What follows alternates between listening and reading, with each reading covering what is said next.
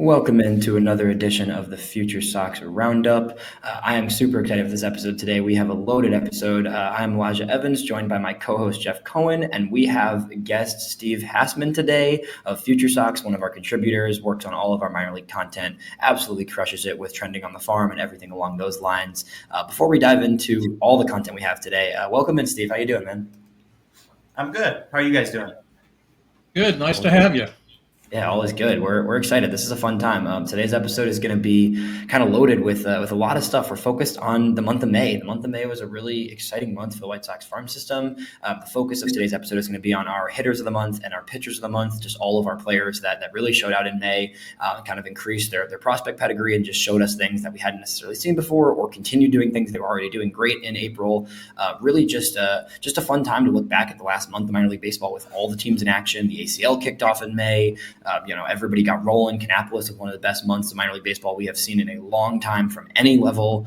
Really just an awesome month, and we're going to kind of dive into everything today.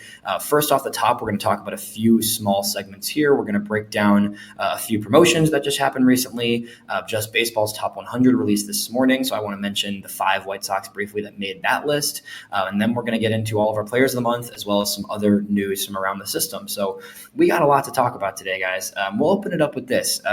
This was the first list. Shout out to my guy, Arm Layton, who kills it with top 100s. A little bit of, homerism here from me being a Just Baseball guy, but he really puts a ton of effort into the top 100s every time. 5 White Sox in the top 66, fellas. That is something I haven't quite seen yet. I mean, these are 5 guys that have been on top 100s, but, really cool to see those 5 guys make the list. So starting with Colson Montgomery, obviously at number 17 overall. Noah Schultz skyrockets up to 32. He was in the initial list this season. I believe he was in the 60s. Now 32 after what we've seen from him this year. Drew Thorpe goes up to 43.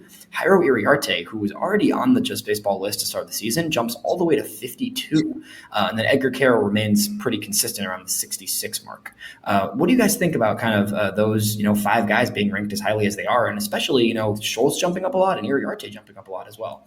I'll start with you, Jeff. Well, it's interesting. I think as awful as the White Sox are, sometimes I think people who listen to our podcast must think we're crazy to be so enthusiastic about so many players. But, when we go through the whole month of May, there are tons of guys who were top performers, and especially these 5 guys. My only reaction is, other than being really enthused that people around the country are recognizing what we've seen, some really talented players, I'm wondering if almost Montgomery and Schultz positions should be reversed. Steve, I'll let you take that statement there.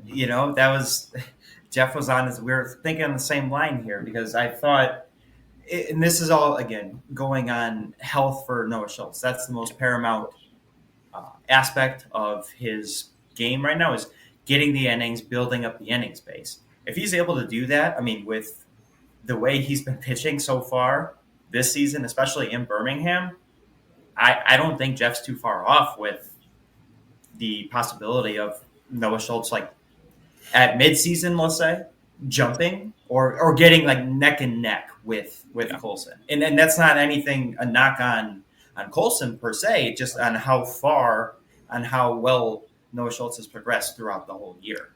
Yeah, I agree with you guys. I think it's a matter of innings, right? Like I said this yesterday or 2 days ago after Noah Schultz start this weekend, I was like, this is a guy where, like, if he gets 100 innings under his belt this season, even 80 plus innings under his belt this season, like, it's hard not to look at him as a top 20 prospect in baseball. I mean, this guy the stuff he's doing in Birmingham is silly. He's young still, right? He's incredibly young. He didn't even pitch that much in Winston.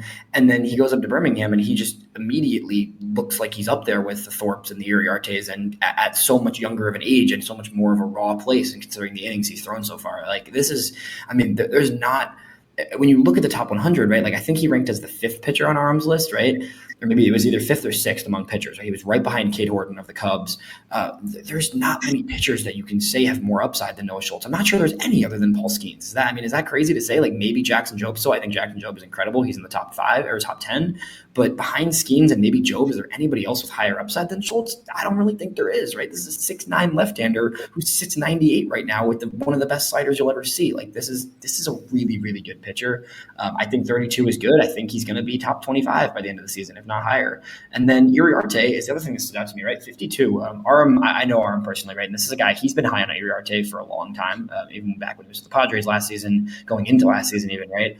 Uriarte is coming together, and the ERA numbers don't look amazing when you stack him against a Drew Thorpe and guys that we're going to mention later, like a Mason Adams and other guys in that rotation, and Schultz, right? But Uriarte is giving up a few runs here and there. The ERA is higher than it should be. His expected numbers are great, and you're seeing him find the command more, right? The control is improving.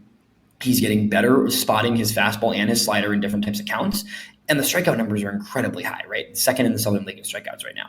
So really exciting stuff. These guys being top 100. And then there's guys like, Jacob Gonzalez, who I don't think is that far off of a top 100 spot in the near future, right? So super exciting stuff. We're pumped. It's going to be cool. The next thing I want to talk to about is two promotions that we heard about last night into today.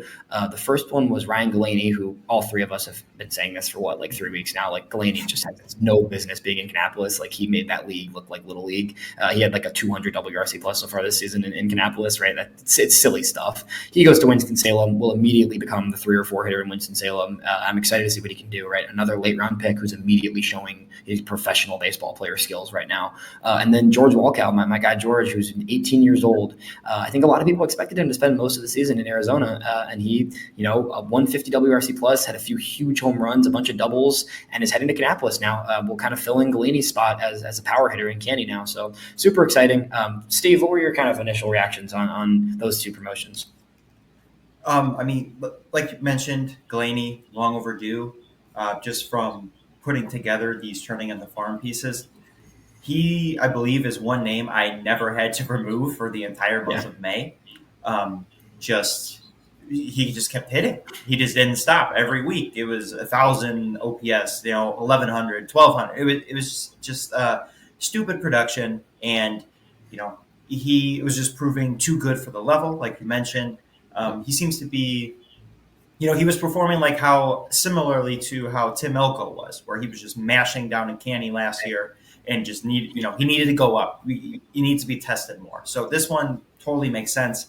And George Wolkow, I mean, that's an interesting one. It's nice to now be able to get reliable video on Wolkow, get to watch his at-bats and just kind of get a closer look into him as a player. I know the strikeouts were, that's kind of a thing. He's still a very young, raw prospect, but the size, the power potential, that's stuff to dream on. And it'll be great to see him in an aggressive assignment with Kannapolis, but with full video and cutting clips. Ian's gonna be cutting a lot of Wolkow clips coming up, I can imagine. Yeah, that's for sure. I'm pretty bummed because I live about 20 minutes from Kannapolis' ballpark, and they're on the road the next 2 weeks. Oh, yeah, that's that would have been nice for sure. Yeah. But yeah, Jeff, what did you think about those? Well, I think we were all surprised, right, that we thought Wolkow would be out in Arizona for the entire year, given his age. But this brings up an interesting point where talent supersedes age. I mean, it's kind of the same thing with Noah Schultz, right? He wasn't being tested in Winston-Salem, so they had to send him to Birmingham, even though he's so young. Same thing with Wolkow. I mean, he's just a kid, but he's ready for another challenge. Yeah, and like you said, like Sleepy mentioned, right? Like strikeouts are a little bit high, but at the same time, 8 walks in 15 games, 9 extra base hits in 15 games, stealing some bags, right? This is a 6'7" dude that's already has 4 steals, right? Like that's pretty cool to see. I know he's an athletic guy. He's got some movement, right? So this is a guy who it's just going to be fun, even if he's not an everyday player in Canny. Even if I think he will be for the most part, but it's going to be a slow process, right? Like, this is not a player we're looking at for 2025 or even 2026, right? Like, this is going to be a long-term project, right? But at the same time, this is one of the highest upside bats in the entire farm system, and that's just completely undeniable, right? So I'm excited. I'm a big fan of George. He's definitely carries himself with well above his years in terms of just his maturity on the baseball field and off the field as well. So I'm really excited to see what he can do in Canny. Let's dive into May. I'm going to go through the records right now, just where everybody sits. This is 2 full months of the minor league season, right? So we're kind of not far off from the halfway point of minor league baseball. And now we kind of get a better scope of what these teams are doing. Charlotte, here we are on June June 3rd when we're recording this. Charlotte is 23-33, Birmingham 33-18, and that's after cooling off a little bit. Birmingham was doing even better earlier in the season, right? Winston-Salem is 25-26, and then Kannapolis, after, like we said, an unbelievable month of May, is 31-19 now. Galanie leads that league, the Carolina League. So really exciting stuff. We're pumped. And then the ACL White Sox are 8-12, worth mentioning there as well. Definitely some highlights there, some lows as well, but there's been some really fun performances at the ACL. So that leads us into our focus of today, which is all of our players of the month, guys that really just showed out in the month of May.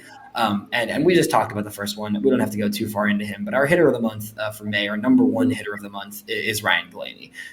350, 437, 602 slash line, fellas. 7 home runs, 30 RBIs, 15 walks in the month of May for Ryan Galanie. As many more RBIs than games played in May for Galanie. It's just silly numbers, right? Like, we don't have to go too far into it, but like, the dude was just mashing, and he's going to be instantly one of the better hitters in Winston. Yeah, can't agree more. I think we're all ready to see what he can do in Winston. Yeah. Steve, I think you're right. Elko was a good comparison. Yeah. And it's funny because it's a little bit different, right? Because he's not a big-time school guy, right? With Elko, it was like, Elko played in the SEC, like he was dominating high-level competition in college. With Galanie, he's a small school guy. Wofford is not a huge program, right? But it's a program that is consistently churning out talent right now. They were just in the regionals this past week, right? Like, it's a good small program, and the guy is just doing everything he can do. I talked to him last year. You should go check out, everybody listening, go check out James and Ian's interview with him they just talked to him last week. So even more insight into Galanie, who is just the best hitter in the White Sox system the entire month by a mile, frankly. The second guy we're going to go to, you just mentioned it, Jeff, Tim Elko. Tim Elko, after a rough month in April, last year you saw him get overmatched a bit in the last few weeks of the season once he got to Birmingham. The first month of this year, a little bit more of the same, right? Like he was doing a little too much at the plate. He was overswinging at times. The month of May, 337, 382, 535 for Tim Elko, an OPS over 900, 4 home runs, 19 RBIs, 8 walks. Strikeouts still a little high, 32 strikeouts. That's got to come down. But hitting 337 for a guy with that size and that type of pop, Elko's turning the corner a little bit in Double-A. Sleepy, where are you at with Elko right now? Just your thoughts on him. Yeah, so with Elko, the important part is, it's the profile with him, right? First base, you got to mash if you want to move up. And he did get off to a bit of a slow start, but, as we mentioned, is evidenced by his stat line. He really picked up. He was awesome through the entire month of May. And given the struggles in the major leagues at the first base or even DH position, Elko, he's not old. He's 25. So, like, it's, in my eyes, it's theoretically, like, possible that if he keeps performing, like, it's, he might be able to get a sniff, a quick taste of the major leagues if he keeps proving that he can mash the ball. And that's, what does the major league team need? Not to harp on them too much, but nobody can hit. So if he proves that he can, and just as evidenced by he's doing it against the advanced competition, that was the other aspect too, going back to last year, because he's doing it in Canny and Winston, and like, hey, you got to do that.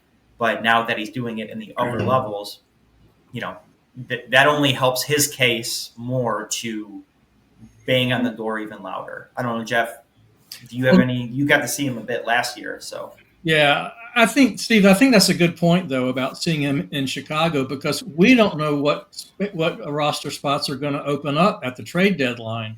If they move Vaughn, then what? So, yeah, he could definitely everything goes his way, find his way to Chicago this year. He's doing everything he needs to do except hit home runs. But as we know, that ballpark and that league are really tough to hit home runs in. So far, so good. Yeah, it's been cool to see him kind of figure things out at the Birmingham level, right? That's the hardest kind of adjustment usually, is that Double-A level for most guys. So cool to see him make the adjustments. Talk about a guy making the leap to Birmingham and not only continuing to be successful, but taking his game to an entirely another level with due promotion, right? Jacob Gonzalez, first round pick last year. We've talked about it a lot, right? really rough year last year, made a ton of swing adjustments, got himself right this offseason, came into this year, already looked good in Winston, and then has proceeded to just light the league on fire in Birmingham. In Winston in May, prior to the promotion, right? He got promoted on the 20th of May, right? So the first 2/3 of the month, he slashed 290, 366, 435 in Winston with 2 homers, 7 walks, 7 strikeouts, 5 stolen bases, just really well-rounded, great approach, minimal strikeouts, right? Goes to Birmingham, down the stretch in Birmingham in 10, 11 games, I believe, 362, 415, 511 with a homer, 9 RBIs, 3 walks, 7 strikeouts. Jacob Gonzalez looks like he's knocking on the door to be a top 100 prospect and is, a first round guy, and he's showing that he's a first round guy. Jeff, what is this like? What is it with some of these guys and this leap to Birmingham? Because this is not the first guy in recent memory that I've seen do this, right? Brian Ramos first got to Birmingham. He had some hot days. Wilfred Veras last year, right when he got promoted to Birmingham, he did better than he was doing in Winston. Like, this is almost a trend. Is the team just better? Are the vibes good? Is it exciting? Or is Gonzalez just really coming to into his own kind of? Well, I think the lesson is for us and everyone really is give these guys a little time, be patient with them, let them adjust to life in pro ball. He looks very much like the 16th overall draft pick and everything that the White Sox were hoping he'd be. Yeah. Sleepy, Jacob. Yeah, I mean that's and even his defensive, because there was some concern that he was a below average athlete, but he's right. looked the part. He's looked great at shortstop. Even he was splitting time in Birmingham with Brooks Baldwin between second and short, and he looks, more than capable there. And with the revamping of his swing, the mechanics of it, and getting immediate results in both Winston and now in Birmingham, I mean, it's been, everybody kind of looked back at the pick like after, the small sample size of last year. It's like, oh, okay, this doesn't look good. This is bad. But now he's totally did 180, and like it's feasible to think that we'll be seeing him sooner rather than later get a promotion to the big club, because again, there's not really anyone in his way. Not at all. You're completely right. I think the only person you could say in his way at this point is his own teammate in Brooks Baldwin, right? That's the tricky thing here is you've got 2 guys now that are legit middle infield prospects, and Baldwin has burst onto the scene this year, and it's a great problem to have, right? It's not a problem, right? Yeah. Like those 2 both getting reps at short, at second, at third, like let's do it. Like the 2 of them should be playing all over the infield. Yes, Gonzalez is your primary shortstop, but I do want Baldwin still getting some innings at short. I want Gonzalez getting reps at second. I want Gonzalez getting reps at third even, right? Like let's see this. These 2 guys are going to be pieces of the future in the infield, and versatility is only going to help both of them, and playing together is going to give them that opportunity to continue to be versatile, right? Great stuff from Gonzalez. We're pumped. Let's go down to Canny. We've got 3 guys in this loaded Kannapolis lineup. We already mentioned Ryan Galanie, but 3 more guys to mention in this lineup that had huge months, right? Part of that team being so successful. Caden Connor is the first one I want to go to. I got the chance to talk to him a few weeks ago. Great interview, great guy. Just really seems like he's super level-headed, stays in himself, tries to do what he knows he can do, doesn't do too much, right? 327, 385, 481 in the month of May, 3 home runs, 22 RBIs, 11 walks, 3 stolen bases. Another guy, right? Like a smaller, not a huge program in college, right? Stayed home, local guy, right? Like just continued to be good. Very late round pick by the White Sox, right? And is coming into this year and like he just looks better than the guys he's facing, right? Like that's simply to keep it simple, right? Like he just looks like he's older and better of a hitter than what he's facing in Kannapolis, right? I expect Connor to be not far behind Galanie, maybe a few weeks from now, right? Like this is a guy that should also be in Winston pretty soon, right? Yeah, we talk every week about the minor league log jam, and but you're right. I mean, the White Sox are going to prioritize guys like Galanie and hopefully Caden Connor and get them at bats in Winston-Salem for sure. And interesting, one point about Connor and his batting average for the month of May. I count 9 guys in Kannapolis who hit over 300 in May. That sounds like it could be possible. That sounds crazy, but also sounds possible. Right. Yeah. They were hot, so it makes sense. Yeah. I mean, would they have a 22-run game, and then would they turn around and have Was it like 17 or 18, 17? something Yeah. like that. Yeah. It's a crazy lineup. Caden's just one of those guys. Let's go to one of your favorite guys, Jeff. This is a guy that I know you love to talk about, and I love talking about him too. And I didn't even realize just how good of a month he had until I really looked at the numbers, and I was like, wow, this guy got on base almost half the time he came up to the plate. Riku Nishida, super fun player, right? He's just an electric factory on the field. 315, wait for this on base percentage, 479 on base percentage, and a 413 slug, which is hilarious, but it makes perfect sense for Riku. 14 RBIs, 26 walks compared to 15 strikeouts, and 11 stolen bases, right? So this is a guy that is going to work the heck out of the count. He's going to force you to pitch to him in the zone, and then you're going to walk him, and then he's going to steal when he gets on base. So it's such a fun player. Like we've said, it's hard to project his long-term value, and I'm curious to see what will happen when he goes to the next level. But just like Connor, he also should be in Winston in the near-ish future, right? Steve, what do you think about Rikui? I talk about him every week because he just continues to fascinate me. I'm curious if you've watched him much and what your thoughts are.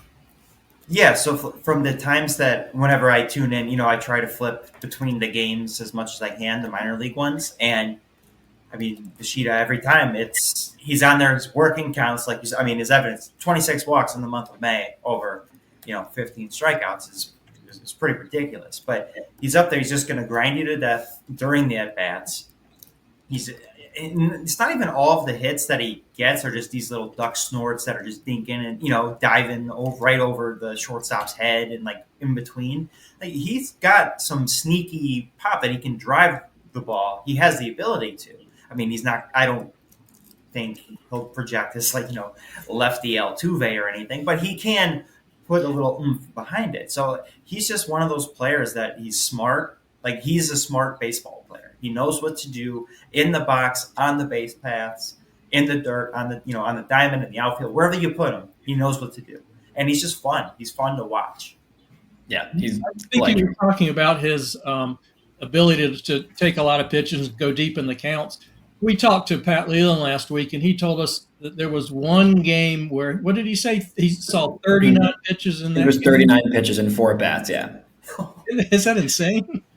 Yeah. I mean, and that's something that it might not be a big league piece, right? Let's say Nishida doesn't even make it to the big leagues, right? Having a guy in your lineup, in a minor league lineup, right? Let's say it's in Winston or Birmingham, whichever level he gets to later this season, right? A guy that can set the table and work the heck out of a starting pitcher is going to help the rest of your lineup so much. And I don't think that can be understated, right? Because that's important. If you're getting your leadoff hitter to work a 9-pitch count every single time in the first inning, that is going to set up your middle of your order so incredibly well to produce. Even if he's in your 9 spot, right? You're getting to the top of the order to then just be beaten. The pitcher's already frustrated getting to the top of your order, right? So whatever happens in Nishida's future, super awesome player to have in an organization, regardless of the exact role he ends up playing, because of that just excellent, intelligent plate approach that he has. The last guy is a guy you brought up, Sleepy. I want to let you kind of take the floor on this. Arxie Hernandez, in the month of May, another canny guy, right? Slashing 318, 392, 529 in the month of May. 10 extra base hits, 15 RBIs, 9 walks. Kind of, somebody that I don't think we've really talked about all that much, right? Coming off a year last year where he was in rookie ball all season, had a 619 OPS in rookie ball, and that's if you're doing that in rookie ball, there's not all that much expectation for you, right? But it was only 34 games. Turns around this year, 42 games in canny. He looks like a piece right now. Yeah, and he was one of the more surprising, even when I was, doing the roster and then just seeing him on the list, that he kind of popped up. And, it's been more of a sneaky good, quiet. Because, again, with Canny, you're seeing Galanie going 3 for 5 every night, or Riku Nishida, doing what he's doing at the top of the order, Caden Connor. And he just kind of, Arxie Hernandez, I hope I'm saying the first name right, but he just kind of, slid under the radar and just quietly, as a 20-year-old too. So it's not like he's one of these older players. He wasn't like a college guy. He signed out of the Dominican Republic. So he's young for the level and just quietly adjusting and putting up solid numbers. 10 extra base hits in the month. He was just one of the people that kind of jumped out when I was looking over, looking over the top performers of May, I'm like, oh, he's just an interesting guy that kind of caught my attention when I was, doing the trendings and then looking for this specifically. Like, oh, this is I want to say infielder, I think third base, but still an interesting guy to kind of keep an eye on as the season progresses to see if he can maintain this level of production.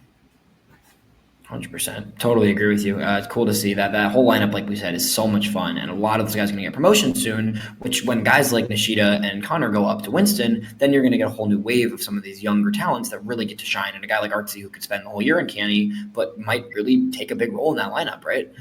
Going over to pitching, there's a lot of hitters. We've got plenty of other hitters that are doing great right now, honestly. There is, like we say, the pitching depth is top tier. The hitting depth is definitely a step below, but there's some fun hitters. The pitching is ridiculous. I mean, it was hard to even limit this to 5 guys. We probably could talk about 15 guys that had a strong month of May in this farm system. There really is that many good starting pitchers right now. The number one for May is Mason Adams. Mason Adams, I've been harping about this guy since last year, Jeff. You know that. And this is a guy that it's just the staple of consistency. I do not know if there's a more consistent pitcher in the White Sox system or in Double-A, frankly. Like, this is literally one of the most consistent pitchers in all of minor league baseball. Every start, it's like he's soft contact, minimal walks, commanding the zone, limiting his pitch count every single time. In the month of May, Mason Adams, 29 2/3, a .91 ERA, a .81 whip, 29 strikeouts, 6 walks, only 18 total hits allowed in 5 starts made. And then he went out yesterday or 2 days, or what was it, 2 days ago, and yesterday actually, and made another 7-inning 1-run start to start June, right? So it's ridiculous stuff. I'm going to let you guys take the floor because I harp about this guy all the time, but this is a pitching prospect, right? Like, this is not a 13th rounder who is just worth keeping an eye on. Like, this is a real pitching prospect. Steve? Yeah. So when Mason Adams, dating back to last year, he started, I believe, piggybacking off Noah Schultz, and and then he was just putting up solid, relief start, however you want to call it. He was just the piggyback guy, but he was putting up multiple innings, pitching well, and then he got bumped into the rotation, kept that up, goes to Winston, kept that up, goes to brief cup of coffee at the end, and then this year it's just been another level. Like, it's just been ridiculous with how well he is able to just command all of his pitches, just throw it wherever he wants, spot it, place it. He's been, for being the gamble 13th round pick, from working to just like, oh, hey, this is an interesting guy, to he's legit. I mean, I think at mid-season, I mean, easily, maybe this is a little off topic, but top 15 easily. Like, we just had our guy Dylan on last week, and we all just agreed he's in top 15 range. And I was working on my list this week, and I was like, this is a top 15 guy. Yeah, I think it's harder to make the case why he wouldn't be. Because just given he's doing everything he needs to make himself I am a future piece of this rotation. So, Jeff, what do you think? Well, I've got a question for you guys, especially Elijah, because I know Elijah's watched him more than either of us, which is, how do you think his game is going to translate to the major leagues?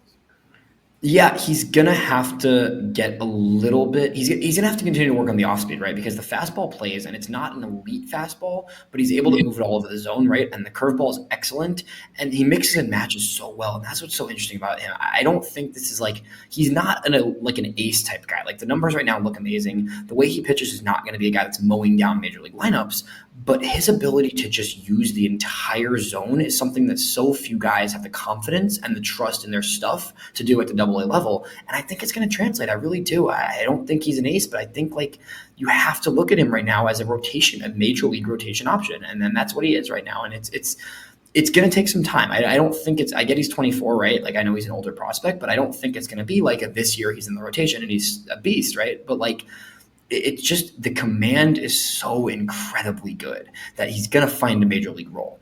I think it'll be as a starter. Even if it's not, though, like his curveball is good enough where you can put him in the pen and he can be nasty out there too. So it's like this is a guy who just knows how to work the zone. He knows how to pitch. Like that's really what it comes down to. It's not that he has one pitch that's an 80 grade pitch like Noah Schultz slider, and it's not like he has 99 like Grant Taylor or other guys we're going to mention, right? Like he just knows how to freaking pitch, man.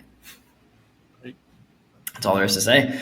Drew Thorpe is the next one. Talk about consistency. Drew Thorpe is also the staple of consistency.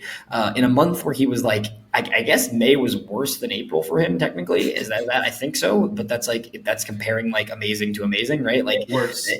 Right, exactly. 24 innings in May, a 1.50 ERA, 0.92 whip, 21 strikeouts, 9 walks, only 13 hits allowed total in the month of May for Drew Thorpe. The dude just doesn't let anybody hit him. Like it's really like it's almost comical sometimes to watch at bats against him, where like you think a guy barrels the ball and it's a fly out or it's a ground, like it ends up being a hard ground out, and it's just like there's nobody's hitting him. This is like, why is he a AA, guys? Can somebody answer that, please? Every week we talk about when are they going to bump Thorpe? When are they going to bump Adams? Yeah. I think the reason is if like they do want to win the Southern League, at least the first half title, I get keeping them there because, why not? If you want to secure it, why not leave a guy in the rotation? I mean, he's clearly too good for AA. I mean, we can kind of safely say that now at this point, even dating back to what he did last year in the Yankee system in his brief time. But he's too good for that level. If you want to secure this, however important it is to them, this first half, Southern League title, hey, all right, go get it, let him cook there, and then bump him up. I mean, he doesn't need to be there. Like he's demonstrated it by now. Yeah, and I think part of it is like I've heard from guys in Birmingham, people I've talked to, right, that they really value keeping this core together, and this team is learning how to win together in Birmingham, and it's really like all the core prospects are there right now, and they're getting that chemistry of working with Edgar Caro, who will be the catcher of the future most likely, right, and getting to kind of gel as a rotation and learn each other's tricks and techniques and timing and routines and everything, right? Like there's something to be said for that. With most of those guys, I'm okay with that. With Thorpe, I just feel like you're wasting bullets at this point. It's like this is a guy who just his arm is he's just too good. Like I mean, seriously, like it's not even he hasn't even been that dominant. Right? Like the strikeout numbers are down in May in comparison to April, and he still has allowed 13 total hits in 5 starts in May. 13 total hits, guys. I mean, that's one game where he got pulled in the first inning after giving up 4 hits. Right, so you take out that one start, and he literally just did not get touched the entire month, essentially. Right, so it's like. I mean, dating back to, I just pulled this up right now, dating back to last year at the All-Star break, Thorpe has walked more than 2 hitters once, ever. Once, ever. One time he walked more than 2 hitters. It's just the command is great. The stuff is good. We know the fastball is not amazing, but we also know the changeup and the slider and the cutter are good enough where he's going to get outs and he's going to force you to ground out and he's going to force you to hit little soft contact all the time. Chicago, like soon, please. I don't even really care about Charlotte. Like if they want to keep him in Birmingham for a little while, sure. But like come All-Star break, trade deadline, like he needs to pitch in Chicago this year. There's really no reason he shouldn't. Like this is a guy who like should be the number 2 or 3 in the rotation going into 2025, frankly. Absolutely. That's all I got on Thorpe. Moving on to the next guy. We talked to him earlier. We don't have to go super. I mean, we did a little bit, but Noah Schultz, right? Like this guy's he's special. We know he's special. He's the 32nd ranked prospect, like we talked about in baseball, for a reason right now. 15 1/3 innings in May, 2.35 ERA, 0.72 whip. Like, what is that? 20 strikeouts to 2 walks. 2 walks for Noah Schultz in the month of May. 9 hits allowed total. It's just, I mean, Noah Schultz is the guy that like we said, if there's anybody in this rotation, in this Birmingham rotation that you can look at and say like, no, he's not just a safe floor. Like that is an ace. It is very obviously Noah Schultz. We know that. We've talked about that many times. But the command is something that I really want to talk about because that's the thing. Last year we were like, oh, this guy's stuff is nasty. His strikeout rates are super high. You got to see the command come a little bit. 2 walks in May. 2 walks. Has not walked a single batter since being promoted to Birmingham. He's made 2 starts in Birmingham now and has not walked a single batter and has allowed 1 hit in each of his 2 starts in Birmingham. Is he 20 yet? He is 20 years old, and he will be 20 years old for a few more months too. He's not 21 towards the end of the season. It kind of goes back to what we were talking about earlier with Wolkow, which is the talent is forcing the White Sox to promote him, and who knows how he's going to do between now and the All-Star break. But if he continues this kind of dominance, I mean, what do you do? It's the inning thing, right? That's the issue, right? Like you got to build the innings, right? He has not gone over 4 innings once this season, right? So like you got to build that still. He's at a 65 pitch limit. That's what I've been hearing from people. It seems like his limit every start he goes is 65 essentially right now. So you got to see 75, right? 80, 85. Let's see that, right? But like Sleepy, what is your timeline for Schultz? What do you think about that? Because I've been trying to figure this out myself. I mean, I think for this season, you just kind of keep him on this schedule and just kind of let him cook in Birmingham.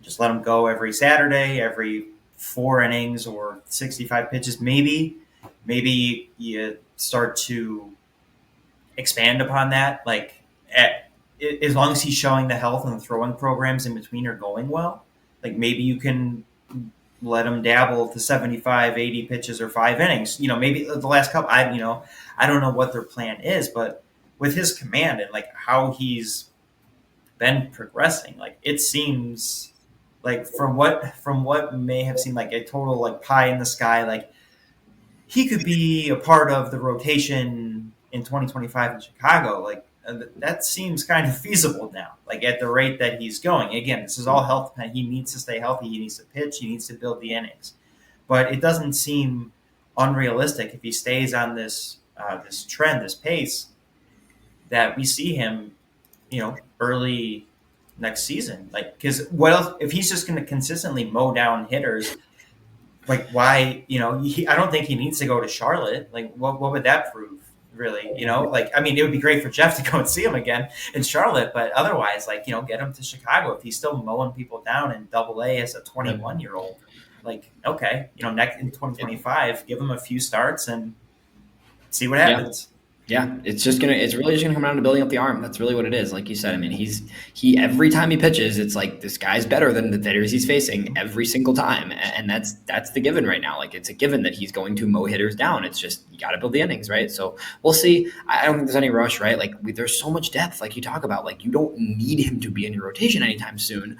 But if he keeps doing what he's doing and he builds the innings, you might have no choice at some point next year, right? So super exciting. Schultz is incredible. I try to watch every single start I can of his just because it's just like beautiful baseball. And I think he's got a bright future ahead of him, obviously, and he's going to be in Birmingham the rest of the season, most likely. 2 more guys that both, are both residing in that incredible Canny rotation. Both, again, another example, there's just too many pitchers almost. Like I don't want to say too many because there can never be too many pitchers, but these guys don't need to be in Kannapolis. Lucas Gordon is the first one, 6th round pick, 22 innings in May, a 1.23 ERA, a .95 whip, 14 strikeouts, 10 walks, only 11 hits allowed. Gordon not going to mow guys down, right? Like he's not the guy that's going to overpower you like the next guy we'll talk about, but he just gets out. He's a veteran guy. He pitched at Texas. He has experience against high-level hitters. Like this guy pitching in Kannapolis is just silly. It's not like he's just too advanced of a pitcher. I don't think he's like a huge time prospect because I'm not sure the stuff is necessarily going to play at the highest levels. It might, frankly, and he knows how to pitch. I mean, he really does. But at the end of the day, like he just should not. It's a waste of time to have him throwing in Kannapolis right now. Like it's just. But where do you put him? I don't know. So Jeff, you've got to see Gordon and talk to him, I believe, as well, right? What do you kind of just? I mean, it's been great all season, yeah. Yeah, he's been terrific, and he's a very cerebral guy, like a lot of these guys. He really knows what he's doing out there. And I asked him. He said, I pitched at Texas. This isn't very stressful. He's got the confidence to go with his arsenal. Yeah, definitely.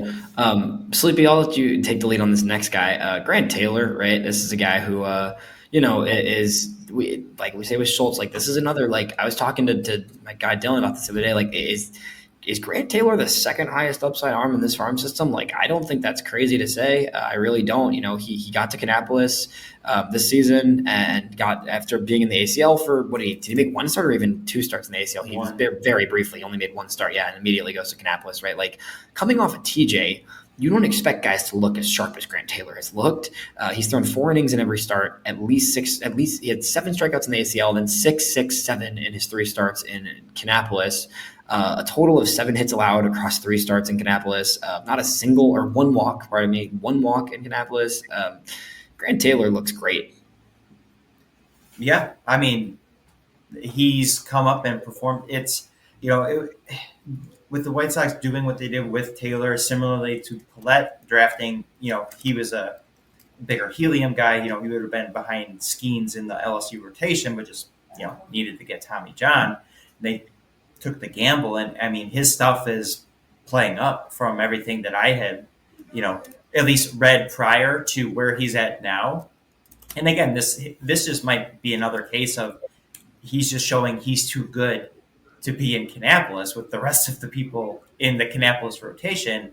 And I get slow playing Taylor in this sense of you're still coming back from the injury, so you might as well, just kind of, put your toes in the water, so to speak. But I mean, he's proving that, I mean, the arm is legit. I mean, just the power stuff that he is just unleashing on these hitters. I mean, it's just not fair for the rest of them. And he's definitely, stuff-wise, like one of the, I mean, if you want to put him definitely behind Schultz, but like on a tier with Iriarte in a sense as a starter, like he's got that kind of nasty stuff that you can see really, hopefully continuing to play up and just like anchoring, a future rotation spot.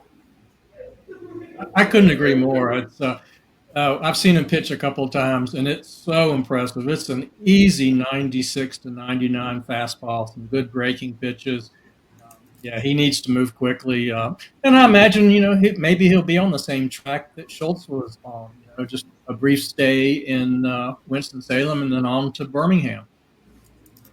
Yeah, I think so too. I mean, it's right. Like you said, take your time with him, right? Coming off of TJ, like you don't want to rush this guy. There's no reason to. The depth is there. We don't need to worry about that factor. But at the same time, like he's just way better than everybody in Kannapolis, and it's probably going to be better than everybody in Winston. Like this is a guy who was.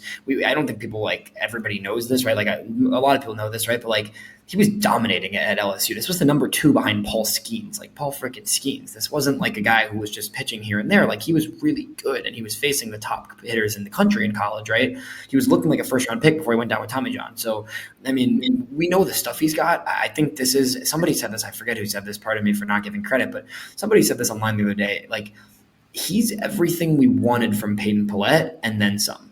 That's the reality, right? Like this is the guy who's coming off of TJ when we drafted him, and now he looks already immediately like a top 10 prospect in the system pretty easily, I think. I was looking at my list, like there's a chance Grant Taylor's in my top 5, to be honest with you. Like I'm not sure there's a ton of guys I'd put above him, maybe top 7 at least, right? Like this is a legit pitcher for sure.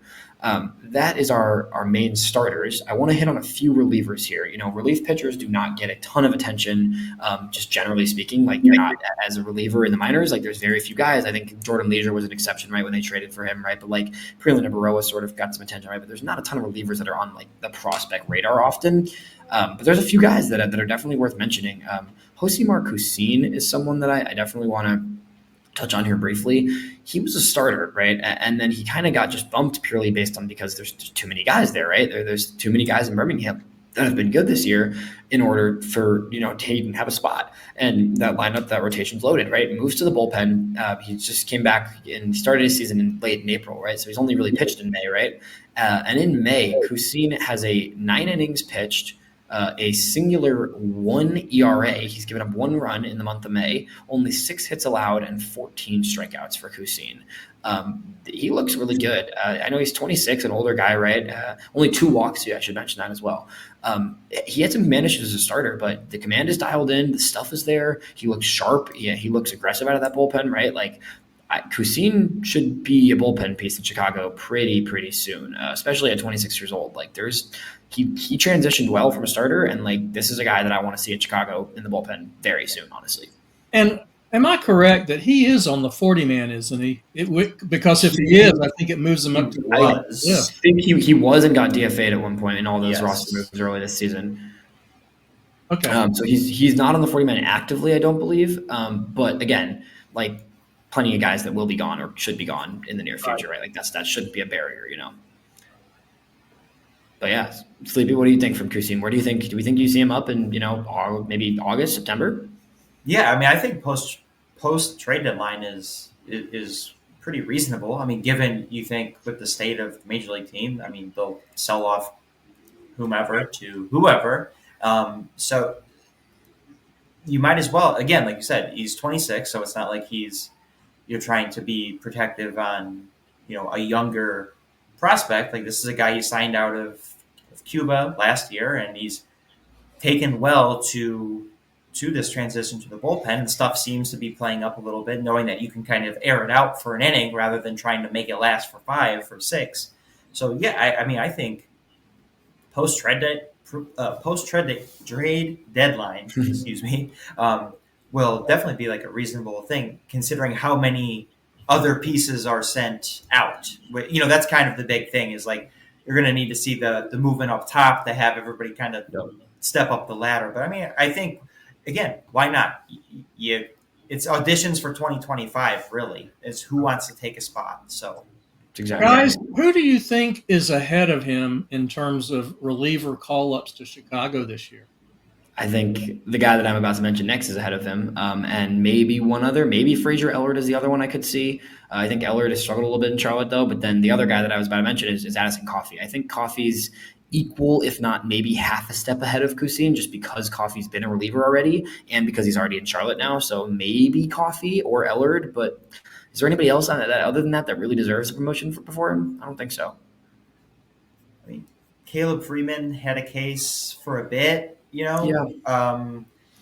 I mean, that's, you know, it's not really like that. That's another spot, is for relievers. Like you can generally just kind of find them or just create them, it seems, out of thin air, you know, most of the time. So that's why I like the strategy of just kind of getting a big bucket of whatever, even minor league guys and this and that, and just see like, all right, maybe you just tweak a pitch, change this, change that, your placement on the mound, and see what plays up, what works, and you strike gold for a bit. You know, like they fixed Gregory Santos last year and got some decent value in a draft pick, you know, in a trade. So not saying that that's how all of them will go, but you can kind of do that with reclamation project types. And in the system, you know, maybe some guys at the lower level, once the other people get promoted and then they get the chance to play against the higher competition. I know we're going to touch on a couple here.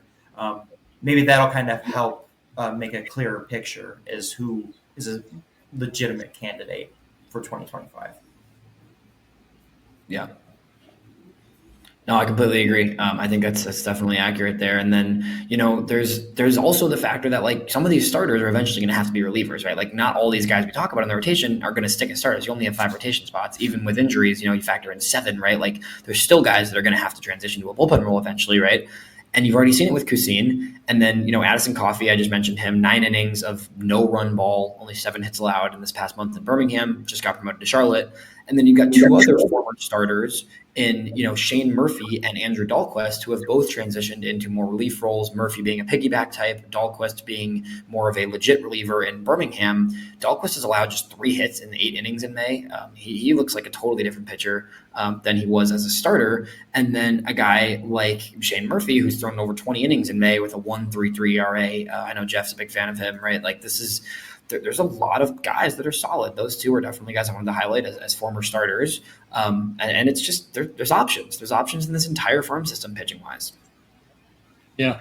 And are we certain that Murphy is going to be a reliever? Because right now he's piggybacking and he's going like 4 innings an outing. And it's pretty dominant.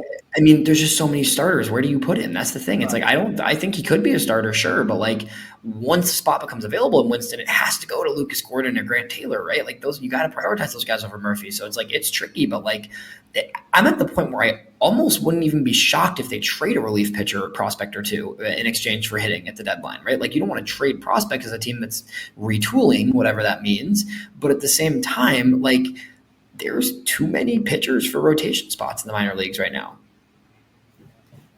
Yeah, I mean, something has to give eventually, right? Because even if you're going to start doing this where you're piggybacking 2 or 3 people in a rotation, so then you have like guys splitting like 4 innings here and there, like it's just going to kind of get muddled. Again, this is a good problem to have and figure out down at the farm, but you want to kind of get a clearer picture. And then even like you mentioned, you can use some of these pieces to get more offense and more things that you need, even a prospect for prospect swap, like it's just, these are good, these are better situations for a farm system to have, where you have just too much of something that you need, that you can use to get something you actually really need as well. So, and you can only piggyback so many guys because you've got a lot of guys in these bullpens, and they have to get regular work as well. Yeah, 100%. 2 more guys I want to briefly mention just in terms of relievers, and then we have a few other small topics to touch on. Nick Altermatt was a 17th rounder in 2022, missed all of last season. This is his first professional season in Kannapolis. The month of May, Nick Altermatt with 12 1/3, .73, only 4 hits and 15 strikeouts. It's a guy that I heard mentioned by a few different guys in Candy that I've talked to who have said, like, Altermatt's kind of like looking like a legit stud in the pen, right? Like right now, this is a college guy, right? Like he played at a small school, Minnesota State, late round pick, but there's a reason the White Sox snagged him. And even though he missed all of last season, like he has been excellent so far this entire year. And then Tommy Vale was an undrafted signing, went to Auburn, played a bunch of seasons there, was very successful at Auburn. In the month of May, Vale had 12 innings, not a single run allowed, 4 hits and 19 strikeouts for Tommy Vale. So those are 2 guys in Canny, right, that are like, they're advanced college guys, like, right, they're older prospects. They really, again, more guys that don't need to be in Kannapolis, right? But there's the logjam, like we keep saying.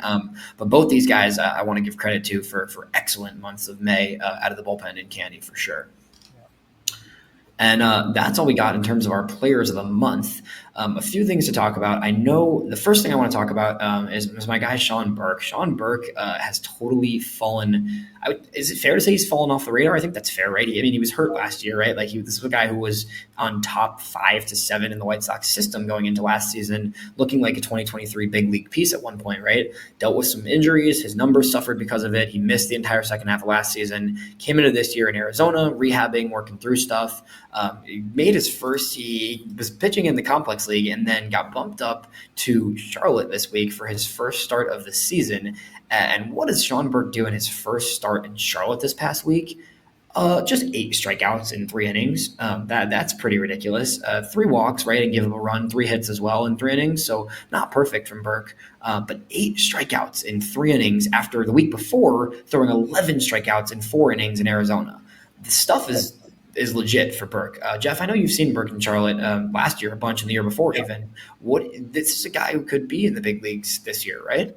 It was, you couldn't have a more impressive return from injury. It was great. And, he's a likable guy. Everybody likes him, and everybody's rooting for him. Speaking of guys that we've kind of forgotten about, another guy is either throwing or is going to start throwing again soon, Davis Martin. Yep. Also somebody to keep an eye on for sure. Those are 2 guys that were, going to be part of the team last year and have dealt with injuries and all this other stuff, right? But it's exciting, right? Sleepy, did you get to see any of Burke start? And just what do you kind of generally think about Burke coming back now? So I did not see. I saw the clips that Ian did cut. I didn't see his start as it was happening. For me, I was always lower on Burke just because of the command issues. Like he would always pile, he seemed good at piling up strikeouts. It was just the walks that would always hurt him, especially when he got to Charlotte. It just seemed to be a problem. Health was also another issue, to where I just thought maybe they should just kind of start transitioning him to a bullpen role that he can, focus more on having the stuff play up a bit and just kind of, air it out for an inning and not have to worry about taking on a starter workload. I think that still could be the path, given the apparent now starting pitching depth that the organization seems to have. But his stuff, like this is what we want to see from Sean Burke. You want to see him come back, get a bunch of strikeouts, have the fastball pump in, the breaker, the breaker really sharp.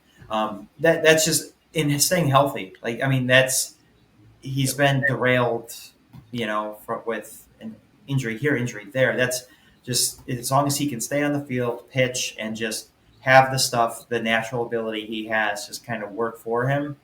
I mean, I don't see any reason why we wouldn't, see him with the club here, sooner rather than later, if the health and everything continues to show that he's ready. Yeah, and the interesting with Burke too, like you mentioned that it was a little bit concerning always because of the command, but like back then it was like, oh, we need this guy to be a starter. Mm-hmm. We don't need Sean Burke to be a starter. The White Sox don't need Sean Burke to start games, right? Like there's so many guys ready to start games. If Sean Burke's stuff is that good and you're trying to preserve his health and also negate the command issues, make him a bullpen guy. That's an elite. I mean, Sean Burke could be a stud in the bullpen. When you look at the way his curveball works and the way he's able to kind of, mix up his stuff, like that could be a bullpen beast, right? He could be a setup guy. He could be a setup guy. He could be a long relief guy that can go 2-3 innings and get you a few solid innings with some strikeouts, right? Like there's so many options and there's so many pitchers that you don't have to feel the pressure of making him a starter. So if you want to bring him up and preserve his arm and all these other things, put him in the bullpen and see if he can earn a long-term bullpen role going into next season, right? Because this is a major league type of arm, I'm excited for Burke. He's a great dude. Another interview that you can go check out. I did that with him a few weeks ago, kind of just checking in on his rehab early at the beginning of the season. He seems like he's really progressing well. He feels good. His arm feels good. He was telling me that the other day. So cool stuff. Happy to see him back on the mound. I want to let you just kind of highlight the Kannapolis team here for a second, Jeff. We've been talking about this all episode, but this episode is about, May, right? The month of May. Tell me just how incredible Kannapolis was in May. Let me just quickly share some stats for the month. They were 17-8, but they were even better than that. As a team, they hit 291, 388, 417. That's the slash line. They struck out 219 times, but that's the fifth lowest in the league. They had the second. They hit 17 home runs. That was fourth most in the league. It was just as dominating on the pitching side. They had a 2.91 ERA. They gave up the third fewest hits for the month. They were near the bottom in walks and had the seventh most strikeouts, second lowest WHIP, second lowest batting average against at 215. I mean, just dominating on both sides of the ball, and it's amazing they didn't win more than 17. Yeah, honestly, that was a heck of a month from Canny. Anybody else on that roster, either of you guys want to just mention briefly in terms of specific players? I know there was a few other guys that have had really good months there as well. I would just point out, you and I talked to Pat, and he was pretty enthusiastic about Ronnie Hernandez, and it looks like he's starting to hit now. So that's somebody to keep an eye on. A little bit of a slow month for him, right? But that's a super young catcher. He's learning how to catch at the high levels. He's catching high level college arms, right? Like we're talking about Taylor and Gordon and, Seth Keener is another one that's worth mentioning for sure. I know Sleepy big on Seth Keener as well, but Hernandez is a great guy. He's going to get there, and it's cool for him to be at that level and be able to just be the catcher there all season and catcher DH, right? Kind of mixing it up, right? But learn how to catch for the season while also progressing with the bat. Sleepy, what about Keener? Kind of anything jump out to you from this past month of watching him? Yeah, I mean, with Seth Keener, he's just another one of these, solid arms that have been locking down the Canny rotation. He had one abbreviated start in May, but otherwise, 19 innings, 19 strikeouts, 3.79 ERA, 1.11 WHIP. He's a reliable starter. He does flash the good command, good stuff from times. He's just a guy that kind of jumped out to me that I know he was transitioned. I believe he was a reliever at Wake, and then they transitioned him to starting. So this is kind of like a foray back into the rotation. So some hiccups I imagine are to be expected, but he's just another interesting live arm that that the Sox have been stockpiling here. Yeah, 100%. There's so many of those arms. So we keep saying so many of those arms. Anything else you guys want to touch on? I think we gave a good synopsis of May. This was a good month. Like we keep saying, this farm system is fun. It's really a lot of fun right now for White Sox fans that are just continually discouraged by the major league team. Like you can watch on that MILB TV through MLB TV now. Like tune into some of these games, especially Kannapolis and Birmingham. I can't encourage you enough to go watch those two teams. There is just a ridiculous amount of talent on the mound, the lineups, everything between those two rosters for sure right now. Guys, I've got a great way to end the show. Let's each predict the next promotion. Major league promotion? No. Just in the minor leagues from one level to the next.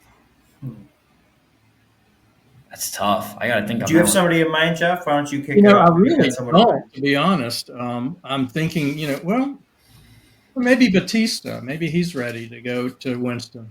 Batista, I would love to see Batista, but I don't think you can put Batista above a Gordon because of the experience level and just the age kind of. So I don't know. Maybe it is, but I think that's tough, man. There's so many guys. It should be Thorpe, right? Like that should be the answer. I don't think it will be, but it should be.